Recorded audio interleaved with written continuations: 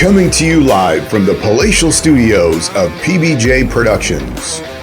Welcome to Patrick and BJ Talk Real Estate, where we talk about life, the universe, and everything as it relates to real estate. Hey everybody, it's BJ. And Patrick. And we're back talking all things real estate. And Patrick, this has been a heavy week, I guess, in terms of what's been going on because there's been a budget. Lots of new ideas, right? Lots of expectations. Yeah, there's what do they say? Like, just keep throwing shit up against the wall and see what sticks, right? Because frankly, that's what I feel. Like they've got like some of it's repeated, yeah, right? Some of it, yeah. Like we already have that.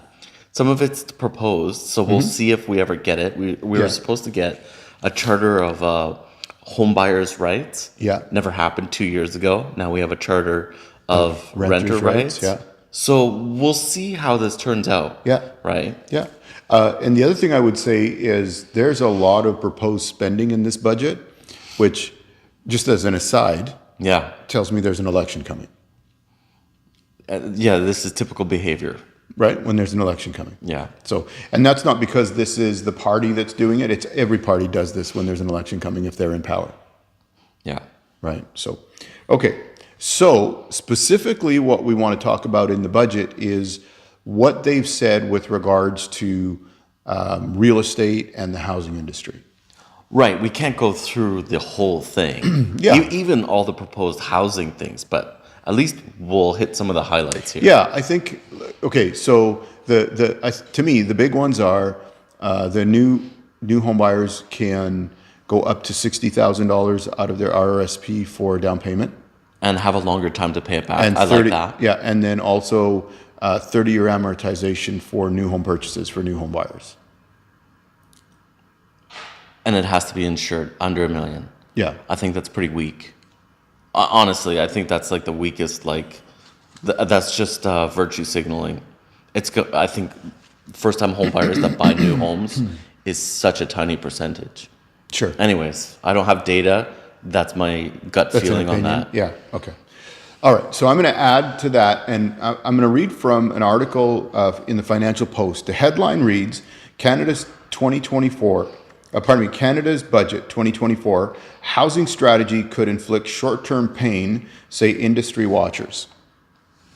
So what does that housing strategy look like? Well, as we said, there's the increasing the RRSP limit to $60,000, increasing the amortization period for first-time homebuyers purchasing new-built homes to 30 years. So let me read a quote from the Chief Operating Officer at Royal LePage. So she says, excuse me, initiatives aimed at making it easier for young Canadians to enter the market are welcome. However, without a material increase in supply, further upward pressure will be placed on home prices. So now we're talking about, that's also included with that is, now we're going to continue to see demand increase. Okay, so we're increasing the demand and empowering people to be able to, or first-time home buyers to make it easier for them. Fractionally, I believe. But okay. Yeah. Sure. But here it comes. I'm waiting for it. The other shoe is, what have we done about the inventory? Because you can increase the demand, but there's got to be something to buy. You know what? There's lots of unsold homes right now in every single market. There is no shortage of supply. That's my statement. Okay. Because I'm sick and tired of hearing about the shortage. Right. Here's what I think. I'm going to throw something in here. I think it's a price point shortage. Then it's not like, no, not even that. There are somewhere around across Canada, and I know it's not like millions of homes. There's like 500 3-bedroom plus listings freehold that are listed across Canada that are under $100,000. Wow. And now I could keep looking like what's between 100 and 150, 100 and 200. And it may not be the place where somebody wants to go. They might be unwilling. Yeah. But there is inventory available. Sure. So like to put one's unwillingness to go somewhere to afford a house that's not the median price, I think this is a weak argument. They should stop talking about supply. Because if we increase supply, right, we're going to put a demand on, because we have a finite supply of land. We can't just create more land, right? Like maybe a landfill or something like that. I know places have done it, but those are like very minor things where it's happened. If we increase demand on labor, materials, we're going to have supply chain issues, shortage issues, and then we're going to inflate the cost of material and labor, and we're not going to produce less expensive homes. And then when the builders don't sell their houses, they won't build more houses.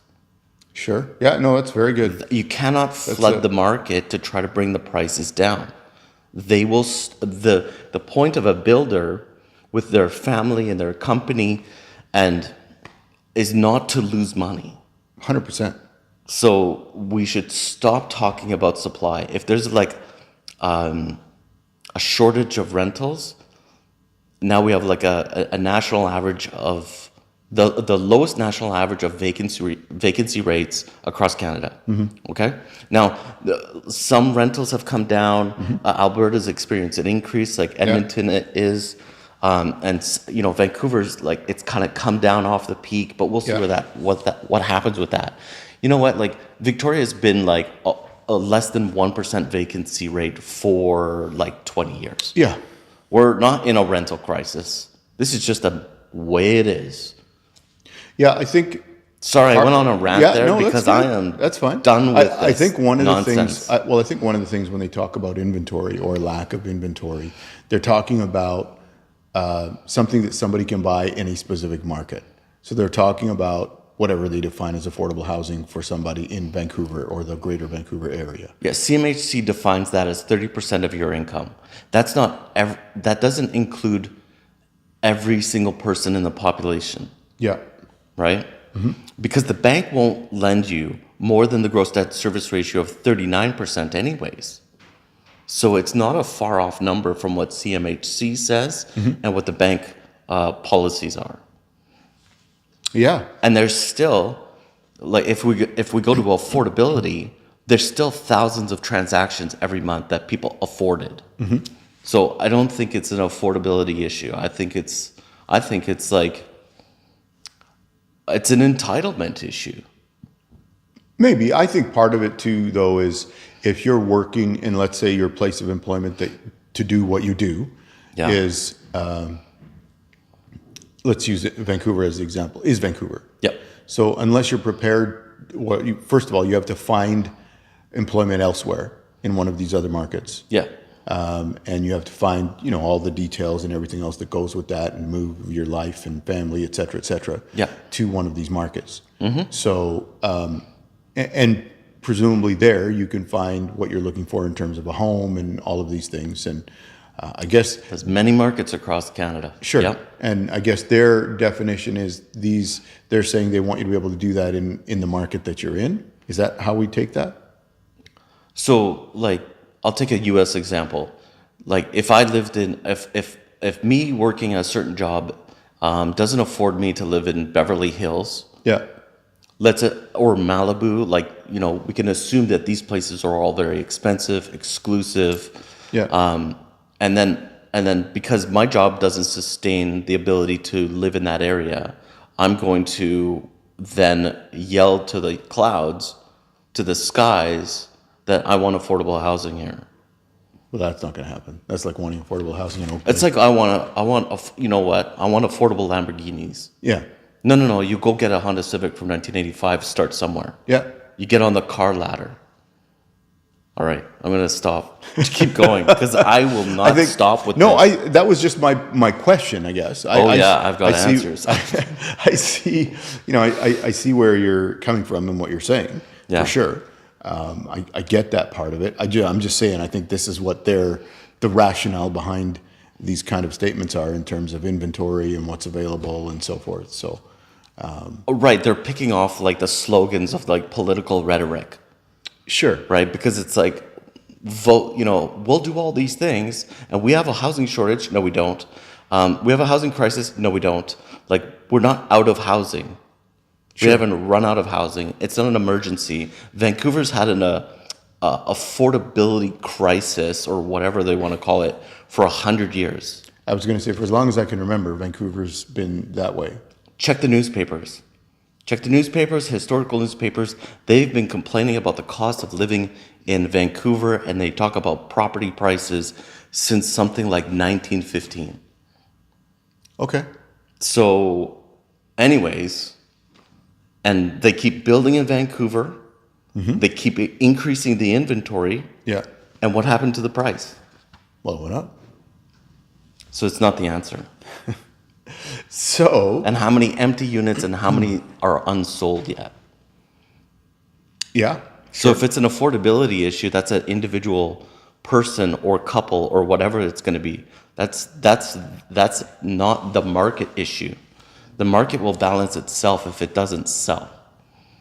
If that inventory continues to stay on there longer, eventually those people either take their houses off the market because they don't need to sell. Yeah. Let's say it's a resale home. Yeah. Yeah.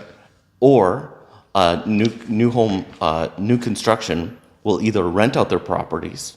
They have like some way of getting out of this, right? Yeah. Or if they want to sell, they don't want to rent it, they can start lowering their properties until the threshold hits where buyers are willing to buy it again.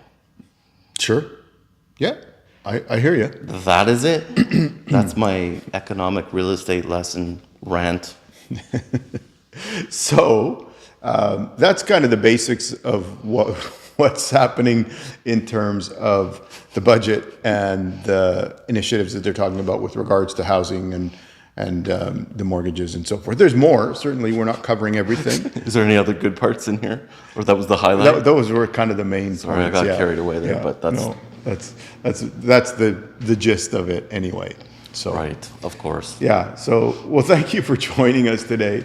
If you haven't, please take a minute and subscribe to the channel. It just helps us with growing the channel and getting the word out there. And yeah. If you want to hear me rant in the next video, please subscribe. All right, we'll catch you next time. See ya.